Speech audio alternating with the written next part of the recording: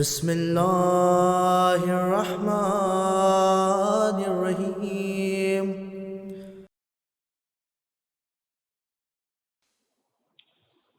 لا حول ولا قوة الا باللہ العلی العظیم۔ اعوذ باللہ من الشیطان اللعین الرجیم۔ بسم اللہ الرحمن الرحیم۔ الحمد للہ الذی علا فی توحدہ ودنا فی تفردہ وجلا فی شانہ واعظما فی ارکانہ وقہرا جمیع الخلق بقدرتہ وبرہانہ، ثم الصلاۃ والسلام علی اشرف الانبیاء والمرسلین، حبیب الہ العالمین، مولا و مولا الثقلین، جد الحسن والحسین، مولانا ابی القاسم محمد،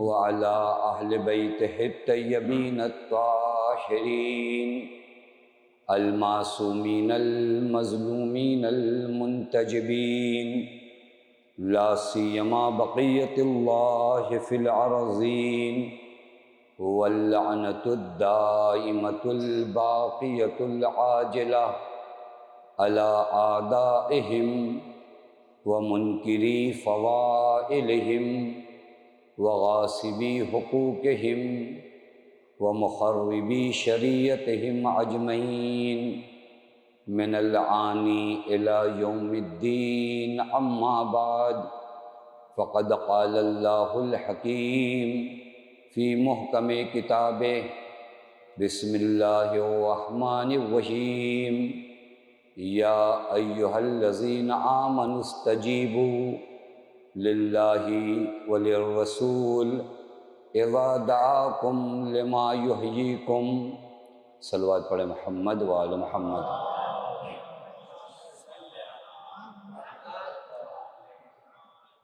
پروردگار عالم کا لاکھ لاکھ شکر ہے کہ اس معبود نے ہمیں اور آپ کو بارگاہ اہل بیت علیہم الصلاۃ والسلام میں حاضر ہونے کی توفیق عنایت فرمائی۔ یہ اللہ تعالیٰ کی نعمت عظمیٰ پر جس قدر شکر کیا جائے کم ہے کہ اللہ تعالیٰ نے ہم گنہگاروں کو ایک ایسی جگہ پر آنے کی توفیق عنایت کی ہے جو انبیاء، ملائکہ، رسول کے آنے کی جگہ ہے۔ بہت پاک و پاکیزہ مرحلہ ہوتا ہے کہ جہاں پر انبیاء اور ملائکہ آتے ہیں۔ امام حسین کے صدقے میں اللہ تعالیٰ نے یہ شرف ہمیں اور آپ کو دیا کہ ہم آئیں اور ایسی بزم میں اور ایسی جگہ بیٹھیں جہاں کی فضا پاک ہے، جہاں کی فضا معطر ہے، جہاں ملائکہ کی خوشبو ہے، جہاں انبیاء کی معنویت ہے۔ واقعاً اللہ تعالیٰ کی اس نعمت پر جس قدر شکر کیا جائے کم ہے۔ مسلسل ان دنوں آپ حضرات مجالس، ماتم، عزاداری میں اپنی زندگی کا وقت صرف کر رہے ہیں۔ میرے دوستو عزیزو، یہ زندگی کا وہ انمول وقت ہے جو کل قیامت میں آپ کے بہت کام آنے والا ہے۔ قیامت کے ناموں میں سے ایک نام یوم الحسرہ ہے۔ قیامت کے دن انسان حسرت کرے گا کہ اے کاش میں نے یہ کام نہیں کیا ہوتا، اور حتیٰ مومنین بھی حسرت کریں گے کہ اے کاش یہ کام میں نے اور زیادہ کیا ہوتا۔ آپ یاد رکھیے، اتنے دنوں تک جو مجالس اور جو عزاداری سید الشہداء برگزار کی جاتی ہے، یہ اسی لیے تاکہ قبر سے لے کر برزخ سے لے کر صراط سے لے کر وہ قیامت کی دشواریاں انسان کے لیے آسان ہو سکے، چونکہ مجالس سید الشہداء وہ عظیم مجلسیں ہیں جو ہمارے سوئے ہوئے دلوں کو بیدار کرتی ہیں۔ لہٰذا اس عظیم نعمت پر خدا کی قسم شکر ادا کیا جائے، میں بھی شکر ادا کروں، آپ بھی شکر ادا کریں کہ یہ عظیم توفیق اللہ تعالیٰ نے ہمیں اور آپ کو دی ہے۔ آپ اس بات کو ذہن میں رکھ لیجئے کہ سرکار سید الشہداء کا غم اور یاد ہماری محتاج نہیں ہے، بلکہ ہم غم سید الشہداء کے محتاج ہیں۔ ہم سرکار سید الشہداء کے غم کو زندہ نہیں کیے ہوئے ہیں، بلکہ غم شہدائے کربلا ہے جو آپ کو زندہ کیے ہوئے ہے۔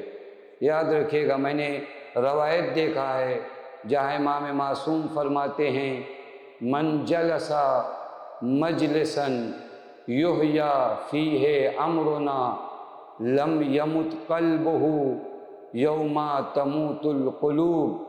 اگر کوئی ایک ایسی جگہ پر آتا ہے، ایک ایسی مجلس میں شرکت کرتا ہے جہاں پر ہمارے امر کو، ہماری باتوں کو، ہمارے معارف کو زندہ کیا جاتا ہے، تو جس دن سارے دل مردہ ہو جائیں گے، ہماری مجلسوں میں آنے والوں کے دل مردہ نہیں ہوں گے۔ ایک صلوات پڑھے محمد و آل محمد۔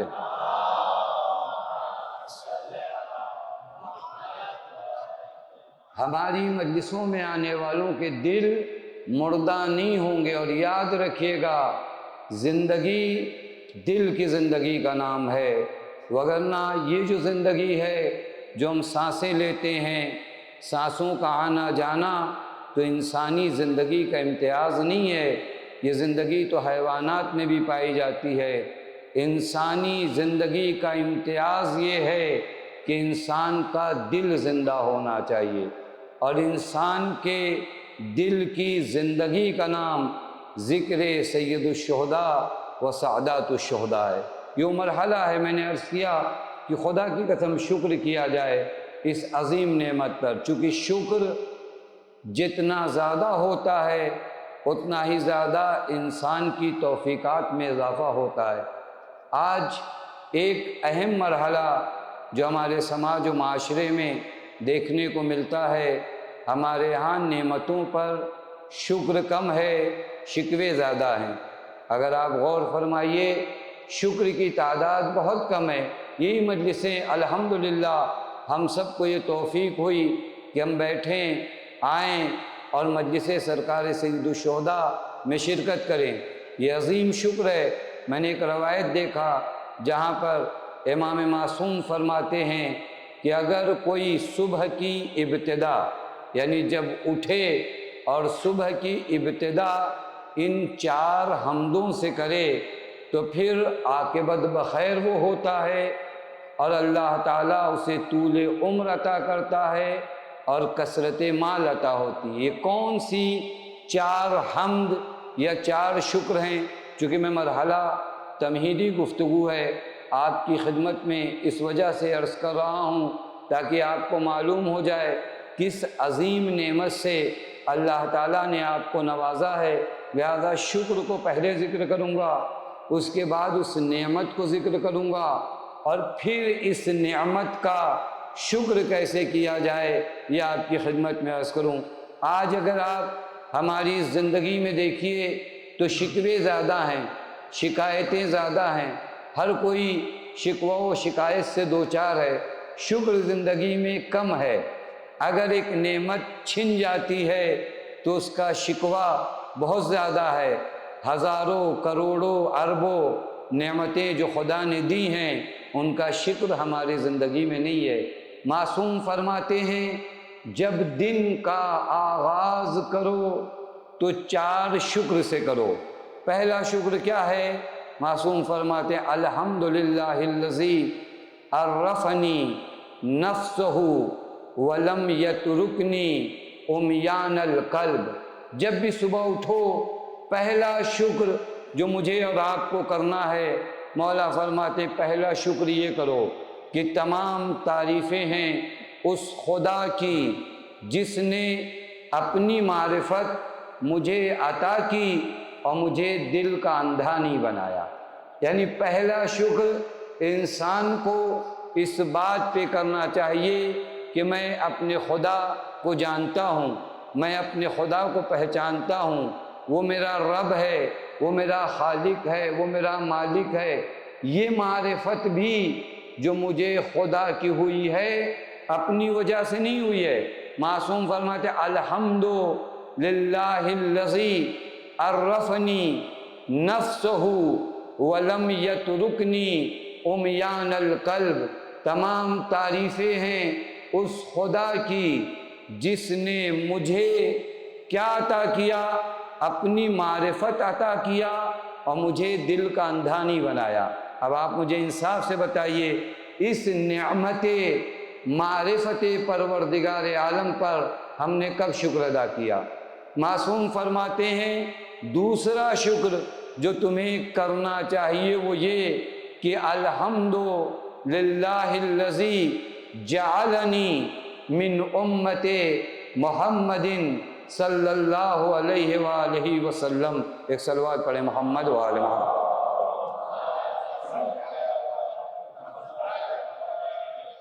تمام تعریفیں ہیں اس خدا کی جس نے مجھے امت پیغمبر میں سے قرار دیا۔ یہ وہ دوسرا شکر ہے جو معصوم فرماتے ہر روز اس شکر کو ادا کرو۔ تیسرا شکر الحمدللہ الذی ستر ذنوبی ولم یفضحنی بین الخلائق۔ تمام شکر ہے، تمام حمد ہے اس خدا کی جس نے میرے گناہوں کو چھپا رکھا ہے، اس نے لوگوں کے درمیان میرے گناہوں کو عام نہیں کیا۔ یہ شکر کی جگہ نہیں ہے؟ الحمدللہ الذی ستر ذنوبی ولم یفضحنی بین الخلائق۔ خدا کی قسم کتنے گناہ ہیں میرے جو میں جانتا ہوں، میرے اللہ نے اسے عام نہیں ہونے دیا۔ یہ مقام شکر ہے۔ اس کے بعد چوتھا شکر معصوم فرماتے ہیں الحمدللہ الذی جعل رزقی فی یدی ولم یجعل رزقی فی ایدی الناس۔ تمام تعریفیں ہیں اس خدا کی جس نے میرا رزق اپنے ہاتھوں میں رکھا ہے، میرا رزق لوگوں کے ہاتھوں میں نہیں رکھا۔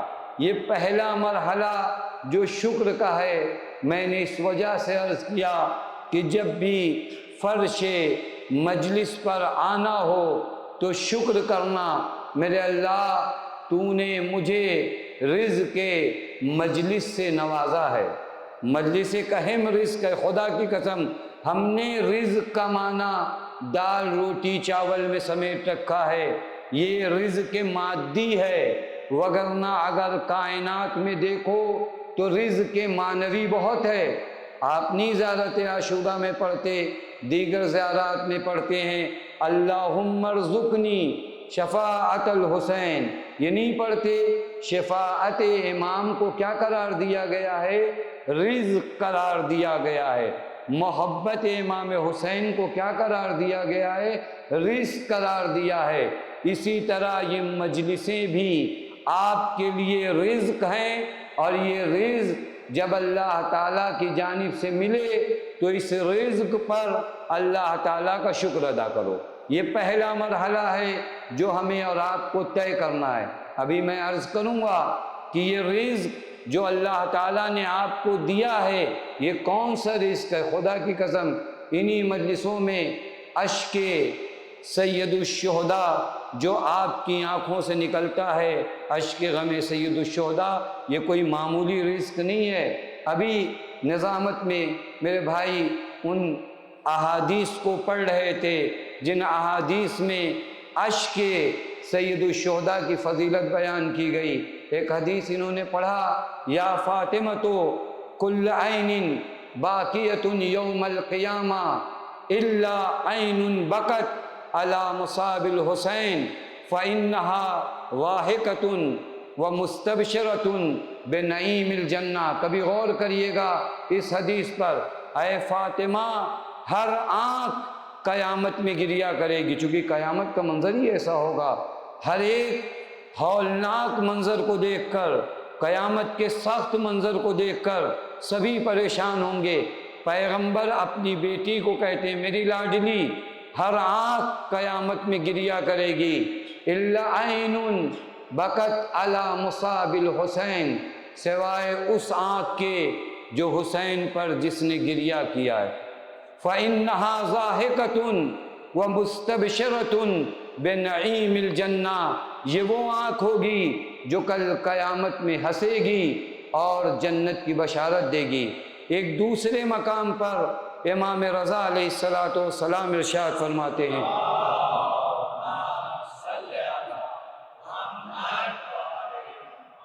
عجیب ہے، ذرا سے غور فرمائیے گا، میں آپ کی خدمت میں عرض کروں، رزق کے مجلس، رزق کے اشک عزا واضح تو ہو جائے کہاں بیٹھے ہیں۔ اللہ نے اپنے فضل سے ہمیں کہاں لا کر بیٹھا دیا۔ خدا کی قسم ہمارے اعمال تو اس لائق نہیں تھے کہ ایسی پاک، ایسی منور، ایسی معنویت فضا میں آ سکیں۔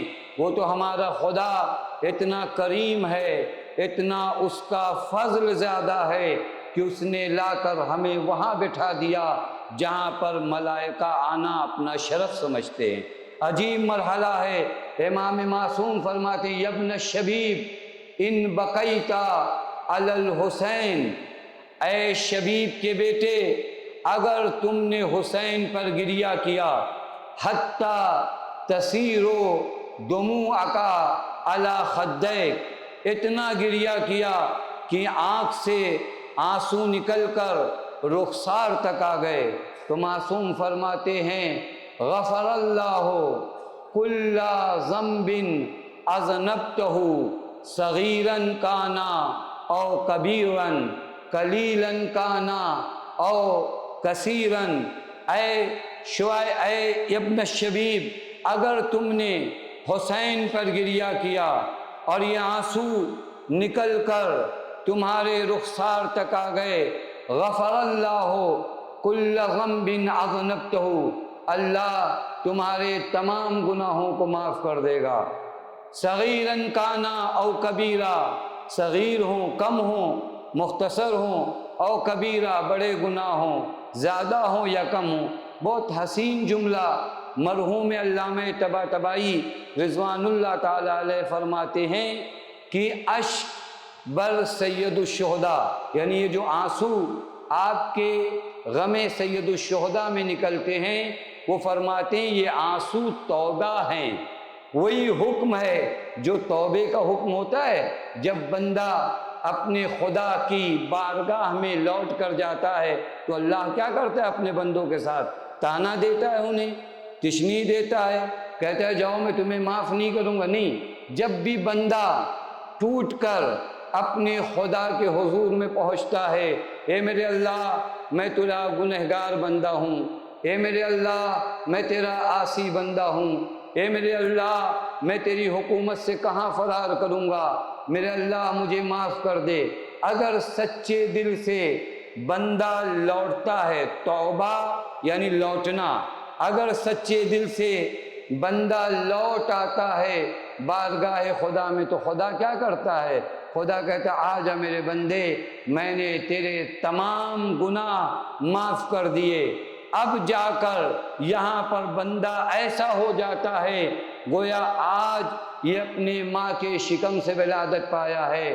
علامہ طباطبائی فرماتے ہیں اشک سید الشہداء یعنی حسین پر گریہ وہی حکم توبہ ہے، چونکہ جب عزادار یہاں آ کر گریہ کرتا ہے تو گویا اعلان کر رہا ہوتا ہے اے میرے اللہ میں تیرے ولی کی ولایت میں لوٹ آیا ہوں۔ یہ آنسو نہیں ہوتے، ولایت ولی اللہ میں لوٹنا ہوتا ہے، اور جب لوٹ کر آ جاؤ ولی اللہ کی ولایت میں تو تمام گناہ اللہ معاف کر دیتا ہے۔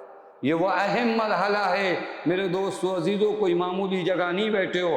حتیٰ یہاں پر جو رزق آپ کو ملنے والا ہے معلوم ہے، اس کا ایک اہم فائدہ میں آپ کی خدمت میں عرض کروں، اپنی طرف سے نہیں عرض کروں گا، معصوم نے جو بیان فرمایا ہے، پیغمبر اکرم صلی اللہ علیہ وآلہ وسلم ارشاد فرماتے ہیں، ایک صلوات پڑھیں۔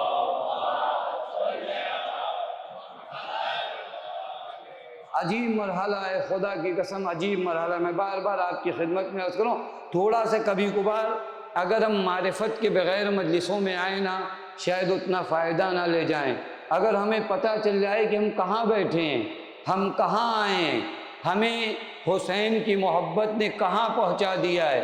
نہیں، پیغمبر نے ارشاد فرمایا کہ جو حسین سے محبت کرتا ہے، اے میرے اللہ تو اس سے محبت کر۔ مجھے انصاف سے بتاؤ، پیغمبر کی دعا رد ہوگی؟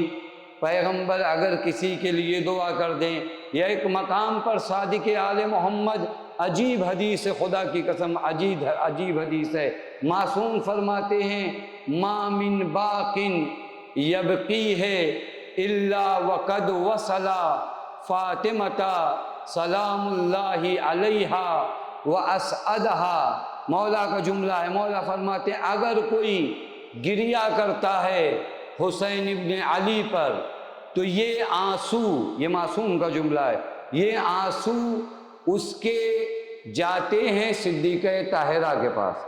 عجیب ہے، معصوم فرماتے ہیں الا وقد وصل فاطمۃ سلام اللہ علیہا واسعدہا، اور یہ تمہارا گریا مدد ہے، کس کی مدد ہے؟ صدیقہ طاہرہ کی، معصوم کا جملہ ہے۔ وَأَسْعَدَهَا، یعنی کہاں پر آپ کو مجلسوں نے بیٹھال دیا ہے کہ آپ کے آنسو، ہماری گنہگار آنکھوں سے نکلے ہوئے آنسو بارگاہ صدیقہ طاہرہ میں آتے ہیں۔ وَقَدْ وَصَلَ رسول اللہ صلی اللہ علیہ وآلہ وسلم، اور یہ آنسو پہنچ جاتے ہیں پیغمبر کی بارگاہ میں۔ اور اس کے بعد کا جو جملہ ہے فقد ادا حقنا، یعنی جو حسین پر روتا ہے اس نے ہم اہل بیت کا حق ادا کر دیا۔ اب آپ اس حدیث کا معنی کرو، خدا کی قسم ہمارا گریا، ہمارا رونا، معصوم فرماتے ہیں تم اگر رو گے حسین ابن علی پر تو تم نے ہمارا حق ادا کر دیا۔ میں آپ سے سوال کروں، ہم جیسے ناتواں کمزور بندوں کے بس کی بات ہے کہ ہم اہل بیت کا حق ادا کر سکیں؟ ہم تو اپنے ماں باپ کا حق ادا نہیں کر سکتے نا۔ خدا کی قسم ان ماں باپ نے جتنی زحمتیں ہمارے لیے برداشت کی ہیں، میں اپنے بچوں سے عرض کروں، آپ اپنے ماں باپ کا حق ادا نہیں کر سکتے۔ اور یہیں پہ ایک بات بریکٹ میں عرض کروں، میرے دوستوں، میرے جوانوں، میرے بھائیوں، اگر زندگی میں دنیا کے لحاظ سے یا آخرت کے لحاظ سے تمہیں آگے بڑھنا ہے تو بغیر ماں باپ کو خوش کر کے تم آگے نہیں بڑھ سکتے۔ میں اس منبر سے عرض کر رہا ہوں، نہایت ذمہ داری کے ساتھ عرض کر رہا ہوں، تمہاری زندگی کی کامیابی کا راز تمہارے ماں باپ کی رضا ہے۔ لہٰذا اب سوال کی جانب لوٹ آئیے، میں تو اپنے ماں باپ کا حق ادا نہیں کر پاتا، میں کہاں اہل بیت علیہم الصلاۃ والسلام کا حق کہاں؟ لیکن معصوم فرماتے ہیں فقد ادا حقنا، اگر کسی نے ہمارے جد حسین پر گریا کیا، فقد ادا حقنا، اس نے کیا کیا؟ ہمارے حق کو ادا کر دیا۔ کیسے ممکن ہے؟ ہم ماں باپ کا حق نہیں ادا کر پاتے۔ پیغمبر سے کسی نے کہا یا رسول اللہ، میں اپنی ماں کو اپنے کاندھوں پہ اٹھاتا ہوں، کھانا کھلاتا ہوں اپنے ہاتھوں سے، کیا میں نے ماں کا حق ادا کر دیا؟ پیغمبر نے کہا ہرگز نہیں، تم ماں کا حق ادا نہیں کر سکتے، چونکہ تم جب اسے اپنے کاندھوں پہ اٹھاتے ہو، اسے اپنے ہاتھوں سے کھانا کھلاتے ہو، تمہارا مرحلہ کچھ الگ ہوتا ہے، اور جب وہ ماں تمہیں اپنی آغوش میں اٹھاتی تھی، اپنے ہاتھوں سے کھانا کھلاتی تھی، تو وہ چاہتی تھی کہ تم پروان چڑھو، تمہیں زندگی ملے، تمہیں حیات ملے، لیکن تم اسباب رحم سوچتے ہو کہ کچھ دنوں تک ماں باپ اور ہیں، خدمت کر لیں۔ لہٰذا زمین و آسمان کا فرق ہے۔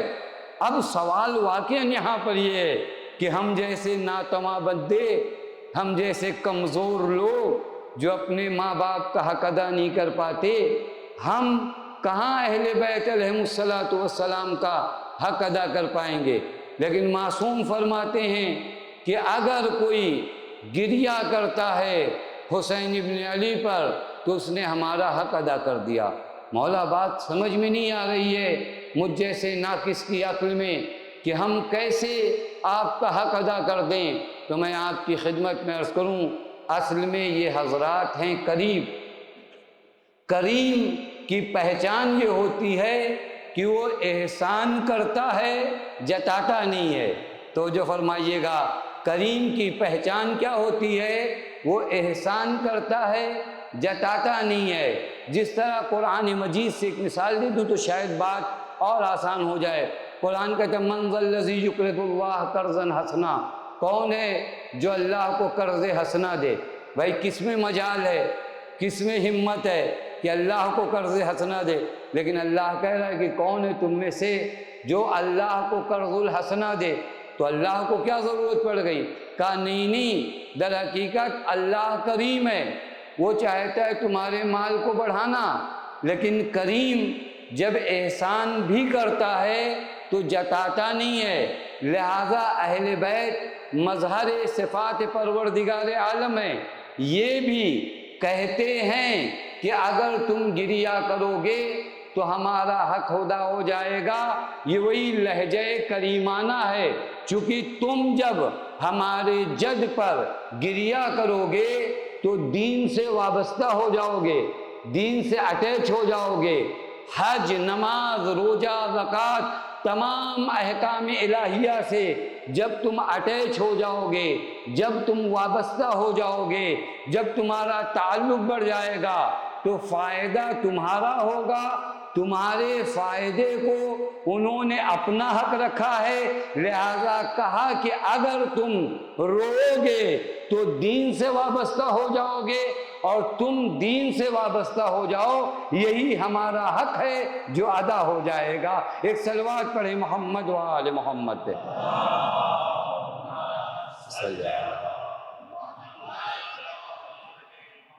لہذا توجہ فرما رہے ہیں، یہ مرحلہ ہے خدا کی قسم اشک سید الشہداء۔ میں نے یہاں تک عرض کیا شکر ضروری ہے، پھر اس کے بعد عرض کیا آپ کی خدمت میں کہ عظیم نعمت جو ہمیں اللہ تعالیٰ نے بطفیل سرکار سید الشہداء عطا فرمائی۔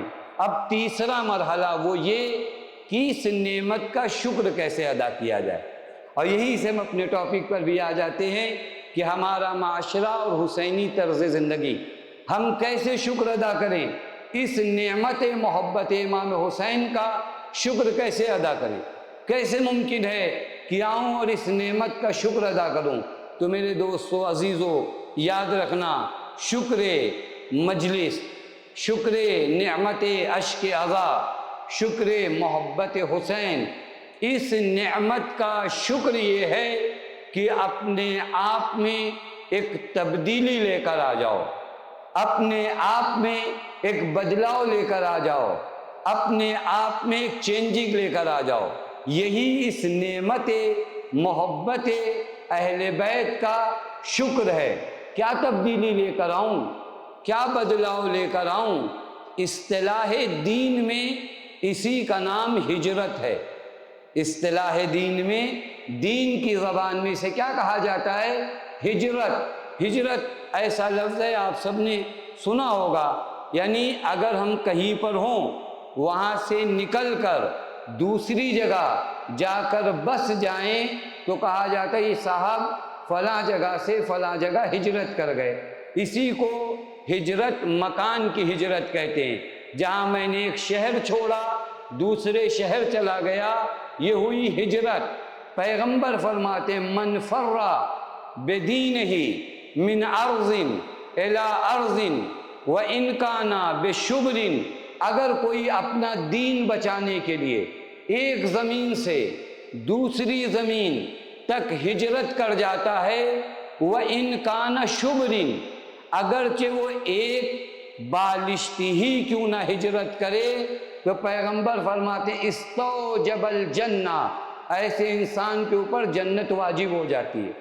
اور پھر اس کے بعد وہ کانا رفیق محمد و ابراہیم، ایسے آدمی کو محمد اور ابراہیم کا رفیق شمار کیا جاتا ہے، یعنی دو انبیاء کا دوست ہو جاتا ہے۔ یہ کب؟ جب ہجرت کرے آدمی ایک جگہ سے دوسری جگہ پر۔ میں جس مرحلے تک آپ کو لے جانا چاہ رہا ہوں تھوڑا سا آپ میرے ساتھ رہیے گا۔ ہجرت اگر مکان کی ہو جائے، یعنی ایک شہر سے دوسرے شہر چلا جاؤں اپنا دین بچانے کے لیے، تو پیغمبر فرماتے ہیں ایسے انسان پر جنت واجب ہے۔ اب دوسری ہجرت کیا ہے؟ دوسری ہجرت ہے کردار کی ہجرت۔ میرا کیریکٹر، میرا اخلاق، میرا عقیدہ جو کچھ بھی غلط ہے وہاں سے نکل کر اگر میں صحیح جگہ پر چلا جاؤں تو اس کو کہتے ہیں کیریکٹر کی ہجرت، اس کو کہتے ہیں اخلاق کی ہجرت۔ اور یہی صحیح معنوں میں وہ ہجرت ہے جو غم سید الشہداء کے وسیلے سے آپ کو اور مجھے ملنے والی ہے۔ ہم فرش مجلس پہ کیوں آتے ہیں؟ ہم غم سید الشہداء کیوں منعقد کرتے ہیں؟ تاکہ ہمارا کردار بدل جائے، ہمارا اخلاق بدل جائے، ہمارے وجود میں ایک چینجنگ، ایک تبدیلی، ایک بدلاؤ آ جائے۔ اور صحیح معنوں میں یہی ہجرت ہے۔ یعنی انسان اگر کل تک گناہ کرتا ہو، آج گناہ کی وادی سے نکل کر اگر اطاعت کی وادی میں قدم رکھ دے تو یہ انسان مہاجر ہے، یہ انسان ہجرت کرنے والا ہے۔ میں اپنی طرف سے نہیں کہہ رہا ہوں، امیر کائنات ارشاد فرماتے ہیں یقول الرجل، ایک مرد یہ کہتا ہے کہ انا مہاجر، میں مہاجر ہوں، ولم یہاجر، جبکہ وہ مہاجر نہیں ہے۔ انما المہاجر الذین یہجرون السیئات ولم یاتوا بہا، مہاجر حقیقت میں وہ ہے جو گناہوں سے نکلے، وادی اطاعت میں آئے اور دوبارہ وہاں لوٹ کر نہ جائے، اسے کہتے ہیں مہاجر۔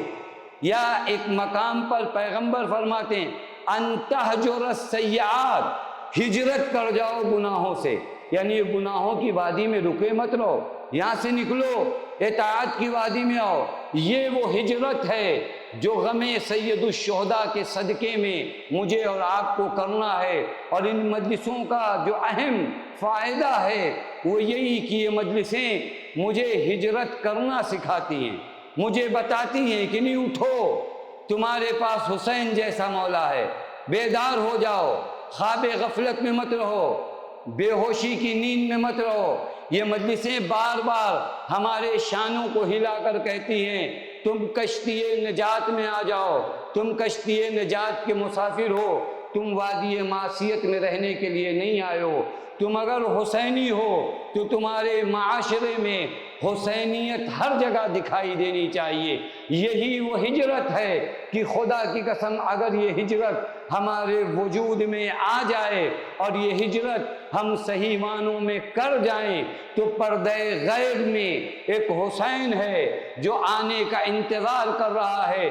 در حقیقت ہم مہاجر بن جائیں، وہ حضرت آ جائیں تاکہ ہم ان کے دید کی زیارت کر سکیں۔ ایک صلوات پڑھیں محمد و آل محمد۔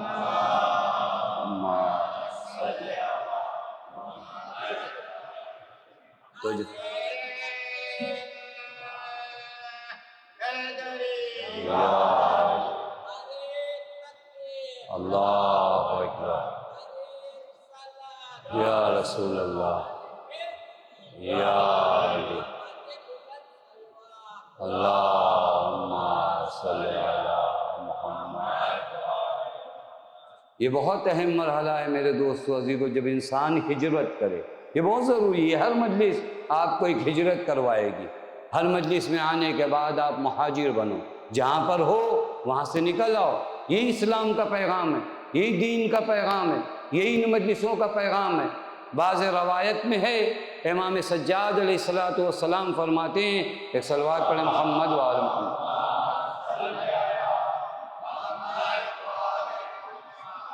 ما من यातिन अला इब्न आदम इल्ला क़ाल लहू ज़ालिकल यौम अना यौमुन जदीद व अना अलैका शहीद। मौला फरमाते इंसान की ज़िंदगी में कोई दिन ऐसा नहीं आता मगर वो दिन बार बार चिल्ला चिल्ला कर इंसान से कहता है मैं वो कल वाला दिन नहीं हूँ, मैं एक दूसरा दिन हूँ। तो वो जो फरमा रहे हैं कभी कभार होता है हमको लगता है कि नहीं सब ऐसे ही चल रहा है, नहीं, हर दिन नया दिन है ना। दरिया के किनारे अगर आप खड़े जाओ इतनी तेज़ी से वहाँ से पानी जाता है कि आपको लगता है कि वही पानी है, वो जो पानी आपने देखा था वो आगे गया, अब जो आया वो दूसरा पानी है। मौला फरमाते मा मिन यौमिन याती अला इब्न आदम इल्ला क़ाल लहू ज़ालिकल यौम अना यौमुन जदीद व अना अलैका शहीद। हर दिन जो इंसान की ज़िंदगी में आता है वो दिन इंसान से कहता है मैं एक नया दिन हूँ, व अना अलैका शहीद, मैं कल क़यामत में गवाह बनूँगा। व अमल फ़िया खैरा, आज के दिन में नेक अमल अंजाम दे लो। अना अशहदु यौमल क़यामा, ताकि मैं कल खुदा के हुजूर में गवाही दे सकूँ। वलन तरानी बादहा अबदा, अब जो मैं गुज़र जाऊँगा तो फिर तुम मुझे नहीं देखोगे। किसने गुज़रा हुआ कल किसी ने देखा, गुज़रा हुआ वक्त किसी ने देखा? मेरे दोस्तों अजीज़ों, यही मरहला है। हर रोज़ हर लम्हा ज़िंदगी के हर मिनट में हमें हिजरत करते रहना है। हम जहाँ पर हैं मारिफत में उससे 2 कदम आगे बढ़ना है। हम अगर गुनाहों में हैं तो गुनाहों से निकलना है। यही मेरी तरक्की है, यही मेरा राज है कि मैं आकर मजलिस इमाम हुसैन के ज़रिए यहाँ पर जो पैगाम दिए जाते हैं, यहाँ पर जो बातें बयान की जाती हैं, ये मुझे मुहाजिर बनाएं। और अगर हिजरत कर जाऊँ ना, याद रखेगा, अगर मैं हिजरत कर जाऊँ किसी भी लिहाज से, यानी अगर मारिफत है, मारिफत कल बढ़ जाए, अगली मजलिस में मारिफत इमाम हुसैन बढ़ जाए। तो अगर मैं पिछली मजलिस में गुनाहों में मुब्तला था, तो अब अगर मैं गुनाहों से निकलता हूँ तो इसका मतलब इस मजलिस ने मुझे मुहाजिर बनाया है, इस मजलिस ने मुझे निकाला है, मैं गुनाहों से निकला। कल तक मेरा झूठ बोलना ज़्यादा था, आज कम हो गया। कल तक मेरी नेकियां कम थीं, आज ज़्यादा हो गईं। यही इन मजलिसों का पैगाम है जहाँ पर हुसैन इब्न अली ने खुद मदीने से हिजरत करके तमाम कायनात को दावत दिया है कि कोई भी अपनी जगह नहीं रुकेगा, मुहाजिर बन जाओ, करबलाई बन जाओ, हिजरत कर जाओ, करबलाई बन जाओ। खुदा की कसम आज वक्त नहीं रह गया, वरना मैं आपकी खिदमत में और बातें अर्ज़ करता कि हिजरत करने के लिए थोड़ा हौसला चाहिए। गुनाह मेरी आदत बन चुकी है, कैसे मैं छोड़ूं? मैं नहीं आगे बढ़ सकता, तो थोड़ा से हिम्मत दिखाना पड़ेगा, थोड़ा से ताकत दिखाना पड़ेगा, थोड़ा से अपने नफ्स के साथ लड़ना पड़ेगा। एक जंग करनी पड़ेगी, किसके साथ? अपने आप के साथ। बड़ी सख्त जंग है मेरे दोस्तों अजीज़ों। बहुतों ने मैदान कारज़ार में बहुत अच्छी तलवार चलाई, उनके पास तलवार चलाने के सारे हुनर मौजूद थे, लेकिन जब उनकी जंग अपने आप से हुई तो वो हार गए। मैदान क़िताल में तलवार चलाने वाले कम नहीं थे, वही बहादुर जो मैदान क़िताल में बड़ी अच्छी तलवार चलाते थे, जब उनका जंग और उनका कारज़ार का मैदान उनका नफ्स बना तो वहीं हार गए। और इसी नफ्स के साथ जो कारज़ार होता है, इसी को पैगंबर ने कहा जिहाद अकबर है, ये जिहाद अकबर है।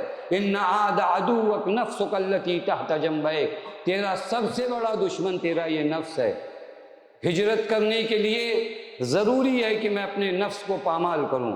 आखिरी जुमला अर्ज़ करूँ, शब जुमा है, अपने इमाम से तवस्सुल करो कि जब तक मैं अपने नफ्स को पामाल नहीं करूँगा उस वक्त तक अपने इमाम की कुर्बत हासिल नहीं कर पाऊँ। मेरे अंदर इतनी जुरात है या नहीं है कि मैं अपने आप को, अपने नफ्स को पामाल करूँ? ये तो नहीं होगा ना कि मैं अपने नफ्स के साथ जाऊँ, नहीं, इसे पामाल करना पड़ेगा, इसे पामाल करना पड़ेगा। नफ्स की पामाली हुनर है, यही करबला आपको सिखाते। हिजरत करिए, खुदा की कसम जिन्होंने हिजरत किया है करबला उन्हें कहाँ लेकर चली गई, आप इंसाफ से बताओ। आज शोहदाए करबला का मकाम व मर्तबा कहाँ है, मुझे इंसाफ से बताओ। शोहदाए करबला वो ज़वात हैं कि ता क़यामत हर नबी, ہر ولی، ہر شخص ان کی بارگاہ میں آ کر کیا کہتا ہے؟ بے ابی انتم و امی، اے شہدائے کربلا ہمارے ماں باپ تم پر فدا ہو گئے۔ دیکھو حسین مہاجروں کو کس مقام و مرتبے پر لے جاتے ہیں۔ آپ سب زیارت عاشورہ میں وہ جملہ نہیں پڑھتے، السلام علیک یا ابا عبداللہ وعلی الارواح التي حلت بفنائی، سلام حسین آپ پر اور سلام ان روحوں پر جس نے آپ کے دروازے پر اپنے آپ کو فنا کر دیا۔ فنا کا معنی وہ دروازے کی آنکھیں چوکٹ کا جو حصہ ہوتا ہے نا اس کو کہتے ہیں فنا، علی الارواح التي، ان روحوں پر جنہوں نے اپنا ساز و سامان وہیں اتار دیا، یعنی جنہوں نے اپنے آپ کو حسین ابن علی کی مرضی کا آئینہ بنا لیا، جنہوں نے نہ اپنا غضب دیکھا نہ اپنی رضا دیکھی، نہ ان کی کوئی دشمنی تھی نہ ان کی کوئی دوستی تھی، انہوں نے اپنے آپ کو پاک کر لیا، انہوں نے اپنی دشمنی اور دوستی کا ایک معیار بنایا، اس معیار کا نام حسین۔ انہوں نے یہ نہیں دیکھا کون ہمارا دوست ہے کون ہمارا دشمن ہے، انہوں نے بس یہ دیکھا کون حسین کا دوست ہے اور کون حسین کا دشمن ہے، بس ان کی نگاہوں میں یہی تھا۔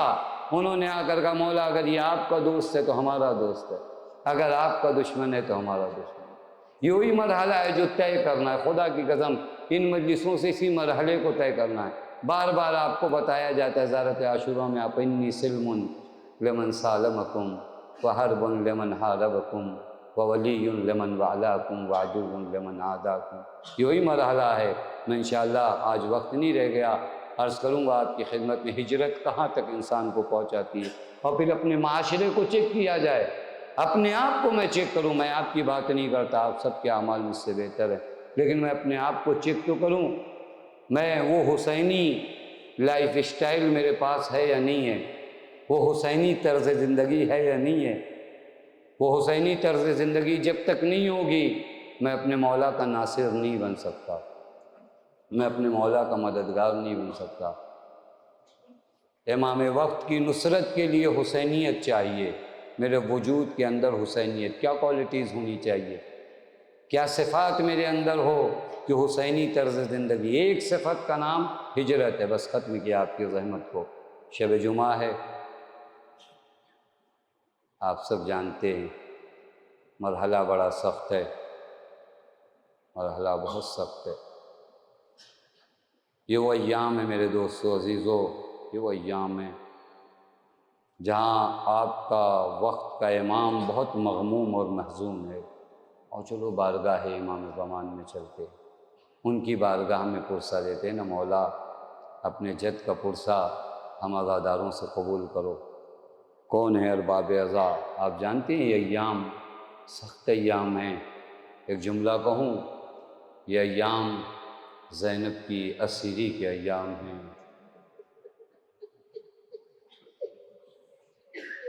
یہ ایام سکینہ کی بے کسی کے ایام ہیں۔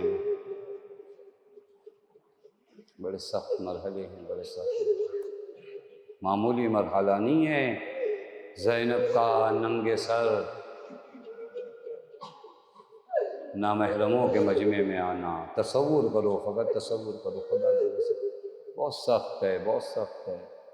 حسین ابن علی کے لیے سر دینا آسان ہے، لیکن زینب کا بے ردا آنا حسین کے اوپر بڑا سخت ہے، بڑا سخت ہے۔ ایک خطیب ہیں، تبریز کے ہیں، نام حسین علی ہے، بہت معتبر ہیں، فرماتے ہیں کہ میں نے ایک مرتبہ امام زمان کو خواب میں دیکھا، میں نے امام زمان کو خواب میں دیکھا۔ میں نے حضرت سے کہا مولا زیارت ناہیہ میں ایک جملہ ہے، لَأَنْدُبَنَّكَ صَبَاحًا وَمَسَاءً وَلَأَبْكِيَنَّكَ عَلَيْكَ بَدْلَ الدُّمُوعِ دَمًا۔ مولا یہ زیارت ناہیہ میں جو آپ نے فرمایا نا، اے میرے جد، میں صبح و مساء آپ پر گریا کرتا ہوں۔ ہم تو تھوڑی دیر آتے ہیں مجلسوں میں، رو کر چلے جاتے ہیں۔ یوسف زہرا ہر دم گریا کرتا ہے، ہر وقت، صباحً و مساء، صبح و شام تمہارا مولا رو رہا ہے، صبح و شام تمہارا مولا رو رہا ہے۔ آنسوؤں کو روکو مت۔ میں نے عرض کیا یہ رزق کے مجلس ہے، ایک ماں آتی ہے مجلس میں، آتی ہے، آپ تھکے ہو مجھے پتہ ہے، لگاتار مجلسوں میں آ رہے ہو، لیکن مجھے انصاف سے بتاؤ، اس ماں سے پوچھو جس کی پسلیاں ٹوٹی ہیں، اجرکم اللہ، اجرکم اللہ، خدا رحمت نازل کرے ان آوازوں پر۔ جانتے ہو کیا ہوا ہے مرحلہ؟ حسین علی کہتے میں نے پوچھا مولا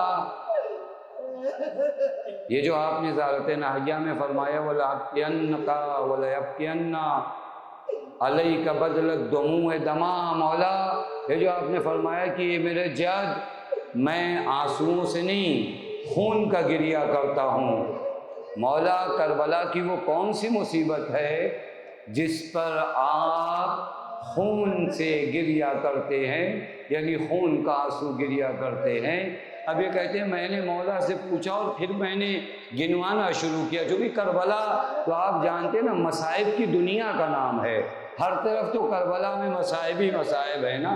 کہ میں نے کہا مولا وہ کون سا بڑا غم تھا کربلا کا جس نے آپ کو خون کے آنسو رلوایا ہے؟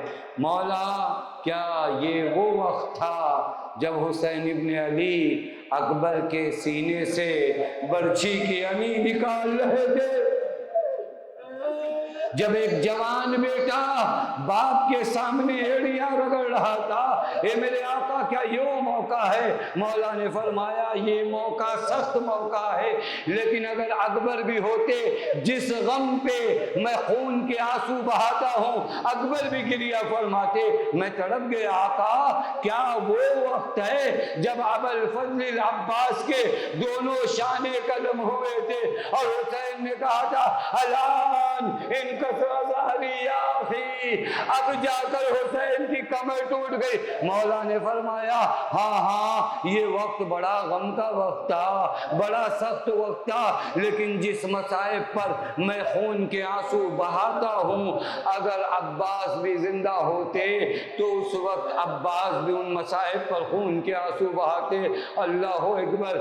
ایک مرتبہ یہ ذاکر تڑپ گئے اور کہا مولا کیا یہ وہ وقت تھا جب ایک بہن تلہ زینبیہ سے کھڑی ہو کر دیکھ رہی تھی شمر ملعون جلسا علی صدر الحسین، ارے وہ حسین کے سینے پہ بیٹھا تھا اور کند خنجر چلا رہا تھا۔ مولا نے فرمایا یہ غم بہت بڑا غم ہے، لیکن یاد رکھنا جس غم پہ میں خون کے آنسو بہاتا ہوں اگر حسین بھی ہوتے تو اس غم پہ گریہ فرماتے۔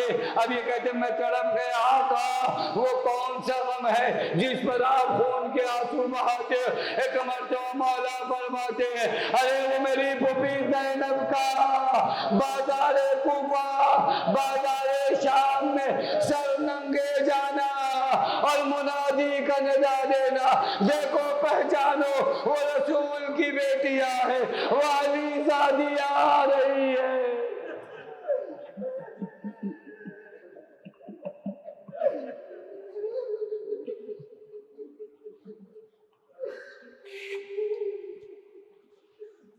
وَسَيَعْلَمُ الَّذِينَ ظَلَمُوا أَيَّ مُنْقَلِبٍ يَنْقَلِبُونَ إِنَّا لِلَّهِ وَإِنَّا إِلَيْهِ رَاجِعُونَ رِضًا بِقَضَائِهِ وَتَسْلِيمًا لِأَمْرِهِ۔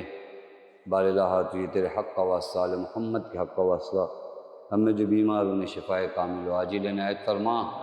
بار الہ تجھے تیرے حق کا واسطہ، آل محمد کے حق کا واسطہ، ہمیں جو پریشان ان کی پریشانیوں کو دور فرما۔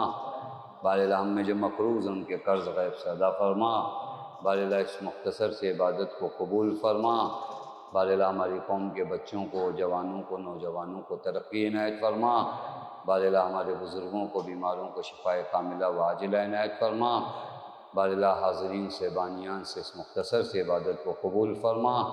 بار الہ تجھے تیرے حق کا واسطہ، آل محمد کے حق کا واسطہ، ہم سب کو حج زیارات سے مشرف فرما۔ بار الہ تجھے تیرے حق کا واسطہ، آل محمد کے حق کا واسطہ، معبود تجھے بی بی زینب سلام اللہ علیہ کا واسطہ، وارث عدل و انصاف، امام زمان کے ظہور میں تعجیل فرما، ہمیں ان کے آواز انصار میں شمار فرما۔ ربنا تقبل منا انک انت السمیع العلیم کل صبح میں بھی 7:30 بجے دعائے ندبہ، پھر 8 بجے مجلس ہے ماتم حسین۔